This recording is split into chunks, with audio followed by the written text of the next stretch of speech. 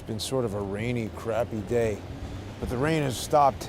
It's a little too late to go to the High Line. I'm pretty sure it closes at 8 o'clock, but I had an important video that I wanted to do. I don't know if everybody is going to be interested in this or if it's just New York, but Letitia James.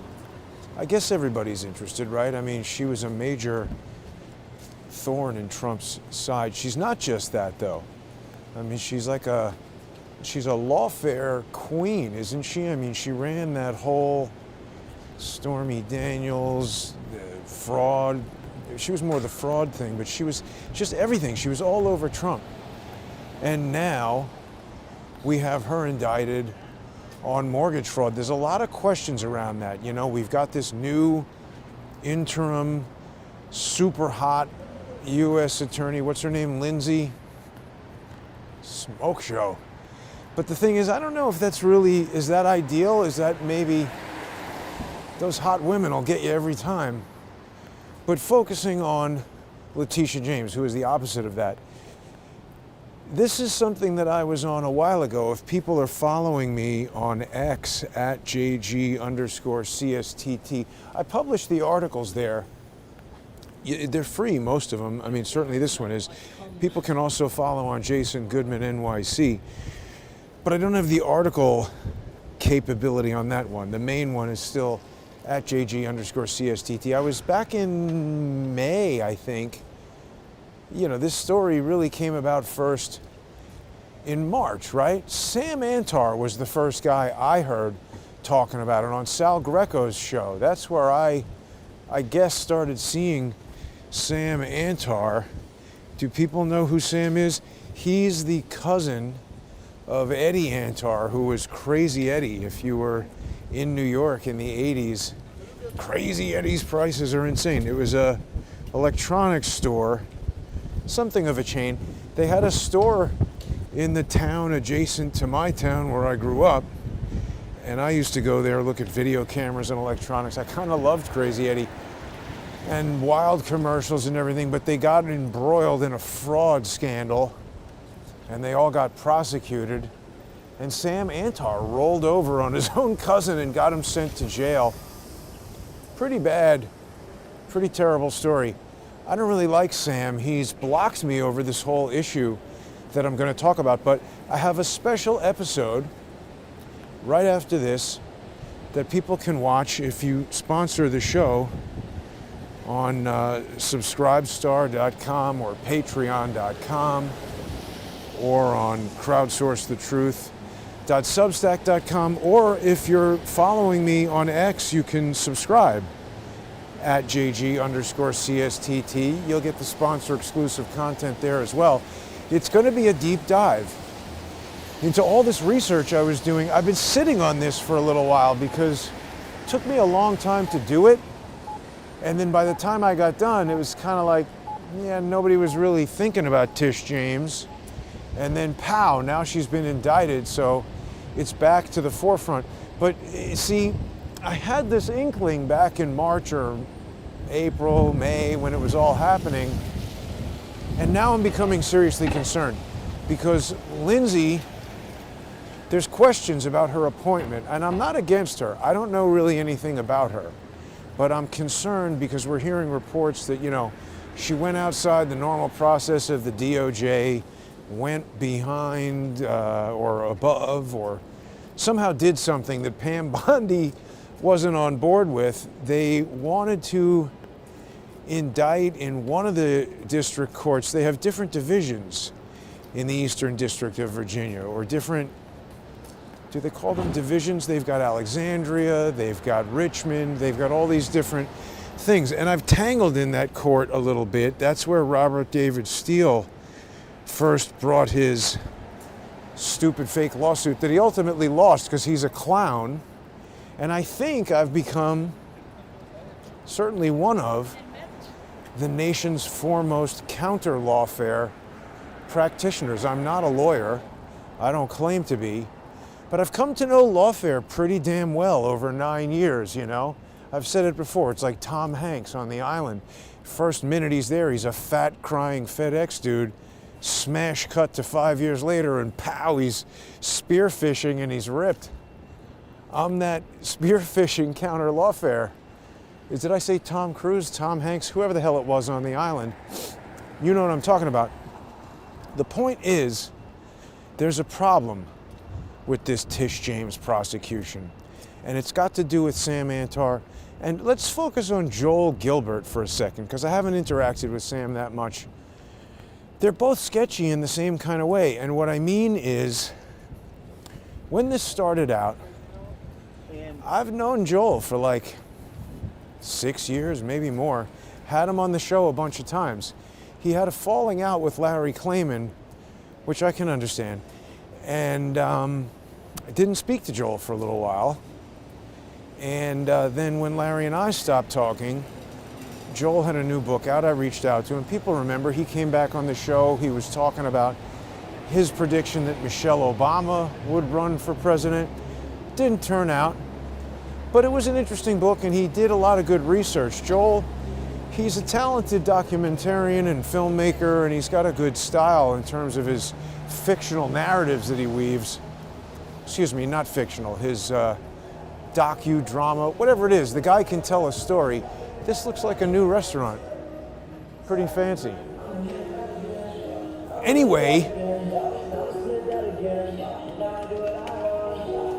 this guy's wheeling around a giant stereo speaker. Who wants to listen to that? Anyway, the point is, those guys started reporting on Tish James. First Sam, then Joel.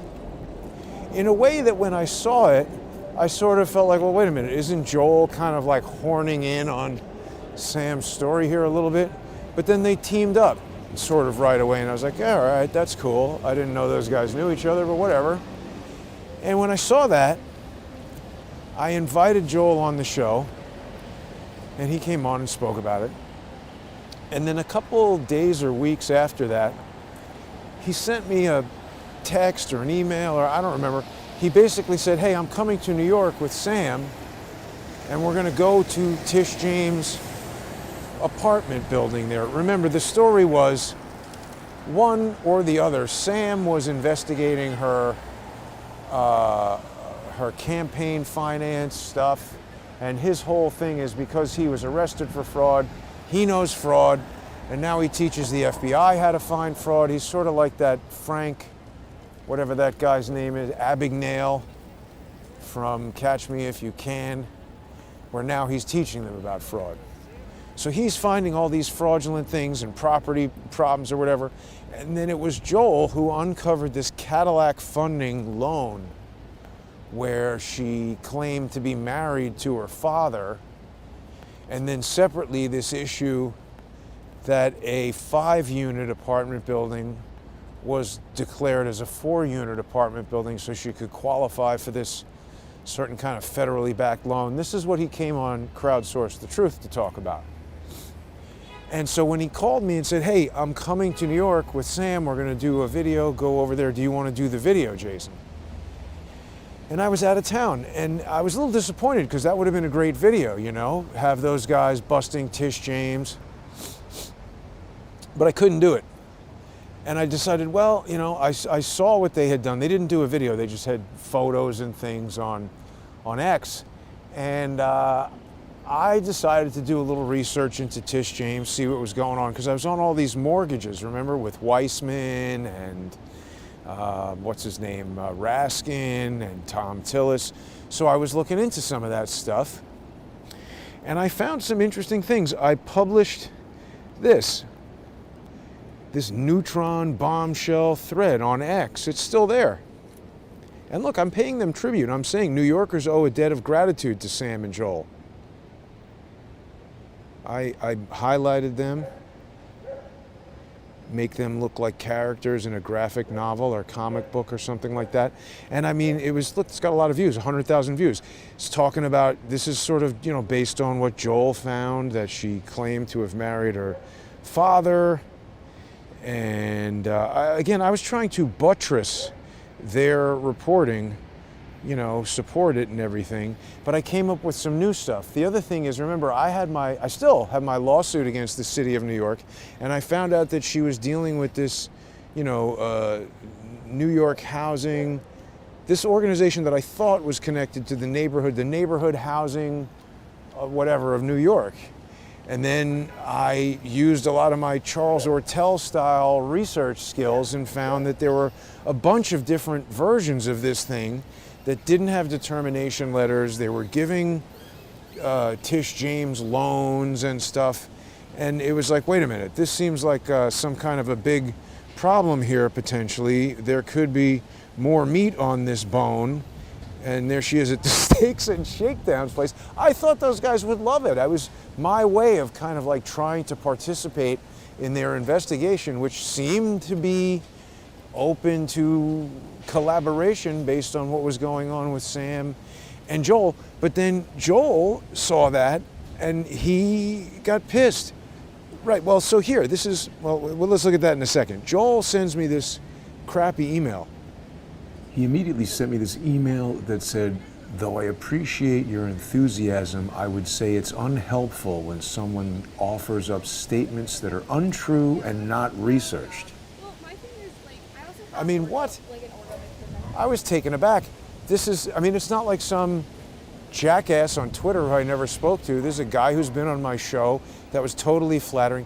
I mean, I originally was like, oh, he must be jealous that because that was a big Twitter reach for me at the time, 100 and whatever thousand. It's still big. But, you know, I figured he was jealous. So he sends me that crappy email and I said, So I responded, what have I said that meets that description? And he quips back, all of it. So I said, can you be any more specific than that? How have you determined that all of what I posted is untrue? I disagree, of course. So he comes back with this lengthy thing saying, you made a group of short one-sentence sensational statements on different subjects. It appears you just did some web surfing and jumped to sensational conclusions. That's not facts or research. Imagine if you had to write a full-length article supporting each statement with appropriate definitions and facts. Just a few. Who are the crooked nonprofits? What did they do and what makes them crooked? Foreign government bank? Is State Bank of India a government bank or a private bank? It's a public bank. Troubling history of massive fraud and corruption. If so, what is it? They don't. Took out a lien untrue. She took out refinancing loans, not liens. Bedford-Stuyvesant Division, is there some requirement that her property be in that area? Do you know what kind of loans this entity provides? Maybe it's for rehabs. Maybe it's forgivable loan up to a certain amount. Was the entity really concocted, fake? No, it was not. It appears your enthusiasm for the subject and my and Sam's work led to your jumping into making comments that are not facts and without any research. You'd be better off thoroughly researching each issue and presenting your findings if you wanted to make a contribution rather than making sensational, untrue statements. I mean, can you believe that dicketry? This is not untrue statements, and it wasn't just web surfing. Like I said, I used my Charles Ortel learned skills, and this thing, the Neighborhood Housing Services of New York City, this was seemingly the thing, and it had, you know, several years of filing, multiple millions of dollars, etc. But then it also had, yeah, there's one EIN that it's using, notice 33. But then we had this other one, Neighborhood Housing Services of Brooklyn, Bedford, Stuyvesant. And I mean, I just, as I usually do with Charles, you start looking into this thing, no IRS determination letter, the office looks like a piece of crap. Why do they have two different things with close to the same name, doing the same thing in New York? Why do we need a different one for Bedford, Stuyvesant, Brooklyn than just the one for New York City? It's, you know, this was not researched, and everything else I said was sort of equally researched. That's the other thing. This started in 2014, and then this is from the New York Observer, saying that Tish James was accused of getting Sweetheart Home Loan in 2014. So I remember when I went into this, and I mean, this could be an episode in and of itself, but when I went into this, I was like, wait a minute, this looks like Tish James set it up just to, you know, get a loan and not pay it back. So, but it just was like, what the hell, Joel? Why are you being like this? It seems like if you're trying to prove that Tish James is a fraudster and doing all this weird stuff with loans and mortgages, like, why are you you're defending her? You're acting more like Abby Lowell than somebody who's trying to nail Tish James. So I wrote back to him. I'm always open to correction, but I think you've misunderstood a lot of my thread. Over the past 8 years, I've identified many crooked nonprofits, initially in my work with Charles Ortel, and later on my own. Most recently, even before the Tish James story, I had already been investigating Neighborhood Association of Intercultural Affairs as it relates to my lawsuit against the city. Their COO is a convicted embezzler, and their role in city-funded housing scams is well documented. I initially suspected the neighborhood, whatever that thing is, might be related, but have been unable to make that connection. The State Bank of India is majority owned by the government of India, and it's legally considered a foreign government-owned bank. It has also been involved in many high-level fraud cases, including a $1.8 billion Nirav Modi case. I didn't come up with that. It's well documented. Mortgages are liens, aren't they? If you don't pay the mortgage, you can't sell the property because the bank has a lien on it. Refinancing simply replaces one lien with another, as far as I know. Regarding the Bedford-Stuyvesant thing, my concern is less about its location and more about how and why that particular lending entity was used. It's not properly registered with the IRS as a nonprofit. There's no evidence of a determination letter, which has to be public. There are a lot of other problems with it. The pattern raises valid questions about intent and structure. Describing it as concocted was perhaps somewhat hyperbolic, but not baseless. I'm using language I've learned from Charles regarding nonprofit law that you may be interpreting too literally. Also, I need to push back on your characterization that my process is simply web surfing. I've pulled deeds, property records, lien histories, IRS 990s, and matched them across entities and loan instruments. This is not a surface level effort. I'm disappointed that you've taken this approach. That tweet thread was admittedly crafted to draw attention and to simplify this incredibly dense topic, but I assure you the research to back it up with a well-detailed report was done and is at my fingertips should such a report become valuable or necessary. I credited your and Sam's work as the foundation. I respect what you've done, but your email struck me as unnecessarily dismissive and really unlike our previous communications. I hope you have a clear understanding of this now. I mean, he's just such a dick. I was being overly diplomatic in that email exchange, but I was already super suspicious of how he was acting. Because basically every single thing he said in criticism was either wrong or nitpicking semantics. I mean, I spoke to somebody who is a mortgage expert who told me, well, you know, technically you're right, but nobody in the industry would describe it as a lien. But it is a lien. So it's like, okay, I mean, it's Twitter. It's an X thread. I'm trying to, you know, I was like calling her all kinds, like the queen of liens, and, you know, it's whatever. And he was accusing me of clickbait or this and that. Obviously, I'm trying to create something engaging about a complicated and, for most people, probably boring subject. Like, for instance, right now, doing this video at night. It's a little bit of a departure from what I normally do, but it was raining all day and I had a lot of counter lawfare work to tend to.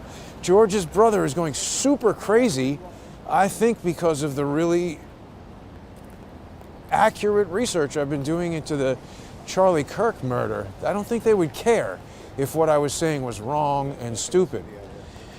So on this whole thing with Joel, you know, he blocked me shortly after this all, but I'm going to do a deep dive back at the apartment as soon as I get back over there. People are going to be able to get that by sponsoring the show. Go to crowdsourcethetruth.substack.com and become a sponsor on there, or to subscribestar.com or patreon.com/crowdsourcethetruth. And if you're interested in knowing about exactly what the hell is going on with Joel and Tish James and why is he defending her, because I think something very sinister is afoot. And I think I'm getting better at this, you know? Used to be that I would scratch my head and say, hey, why is this happening? But now I think I know these shenanigans pretty darn well. You're also going to be able to see it by following me on X at JG_CSTT and subscribing on there. You got to subscribe to get access to the sponsor exclusive content. And please do. This is the only way I earn money, not getting monetized on YouTube or anything like that. And it's viewer sponsorship that keeps Crowdsource the Truth going. By the way, it's also the same thing that George's brother is just desperately trying to stop. Today, tried to sabotage me. I don't even want to mention exactly the details of what happened, but it was an ugly, ugly situation. People might have seen it. Got to be careful. You can't issue statements that could be construed as true threats over the internet. You really run afoul of the law when you do that. And if you do it to somebody who is a lawyer, even if you don't think it's a threat, you open a window for them to be able to do things to you that you don't want them to do.